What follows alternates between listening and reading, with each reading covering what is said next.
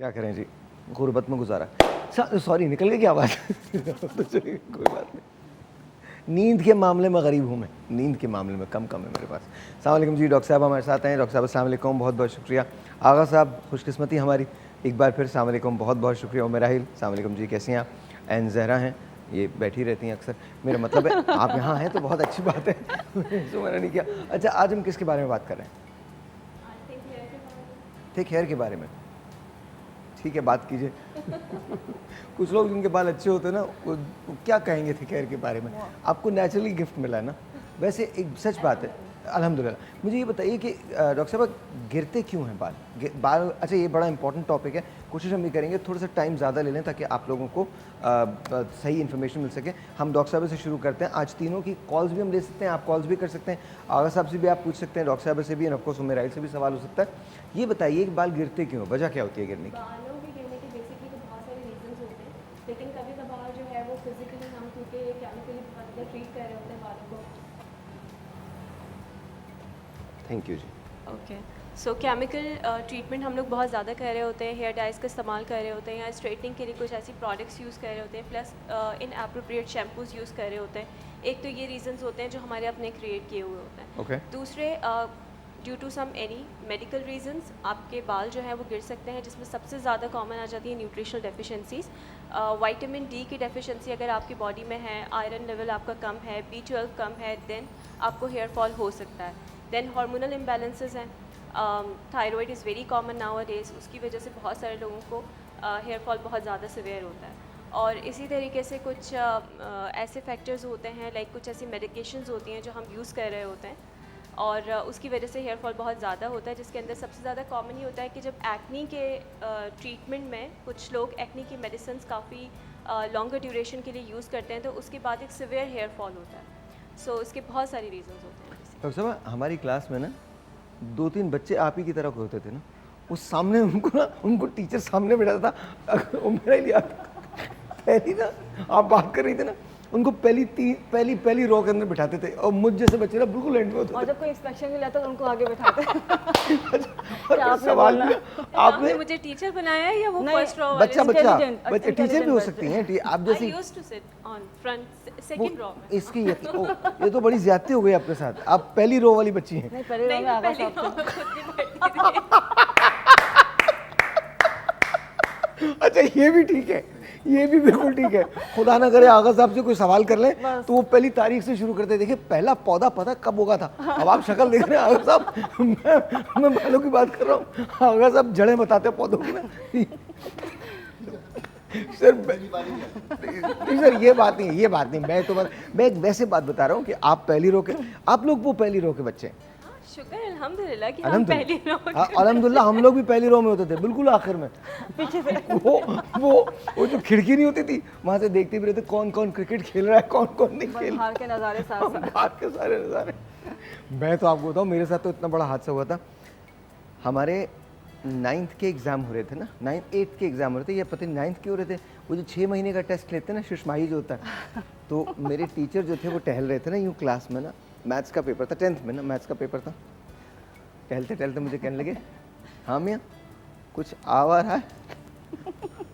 मैंने उनकी तरफ देखा, कहले मुझे पता है तुम करोगे क्या, लेकिन कोई बात नहीं। मैंने कहा अच्छा, अब बात करें ना, अब बात करें ना, अब बताएं अफजल साहब, अब आए ना, अब हम गोरों को पढ़ाते हैं और मैथ्स पढ़ाते हैं, फिजिक्स पढ़ाते हैं, अब बात करें। But I really want to say thank you, because आप ना होते तो मैं कुछ भी नहीं कर सकता था, बिकॉज जेन्युइनली आई थिंक।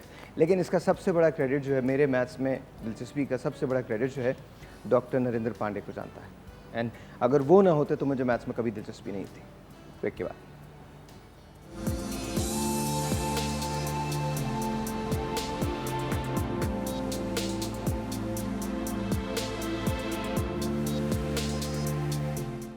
मैं अब कुछ कहने से भी डरता हूँ। मैंने आगा साहब के जूते देखे, मुझे बड़े कंफर्टेबल लग रहे हैं। एक ज़माने में ऐसे जूतों का बहुत मजाक उड़ाता था, आजकल नहीं उड़ाता। सब बता दीजिएगा कहाँ से लिए।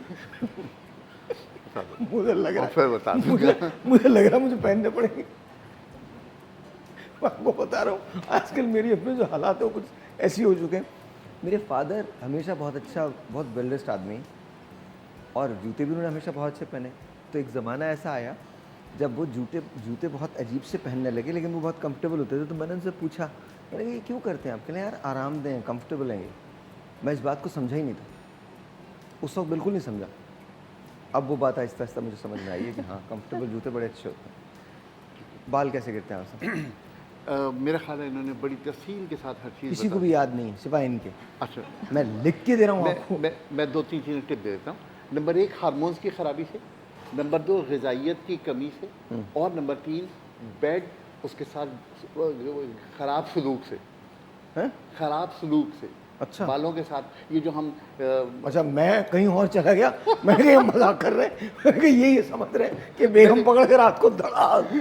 अच्छा, मैंने बोला स्ट्रेस के लिहाज से खराब सुलूक, मैंने आप तो बोला एक अपने दूसरे साथ टेंजेंट की पब्लिक ही दूसरे हैं आप। अरे सही बोल रही हूँ, यहाँ के स्ट्रेस हैं ही नहीं आप। असल में केमिकल यूजेज जो है, जो हमारे यहाँ बाकायदा ट्रेनिंग के लिए या जो मुख्तलिफ ट्रीटमेंट कराते हैं, उसके बाद बालों की सेहत तबाह हो जाती वाकई में है। बिल्कुल ऐसे।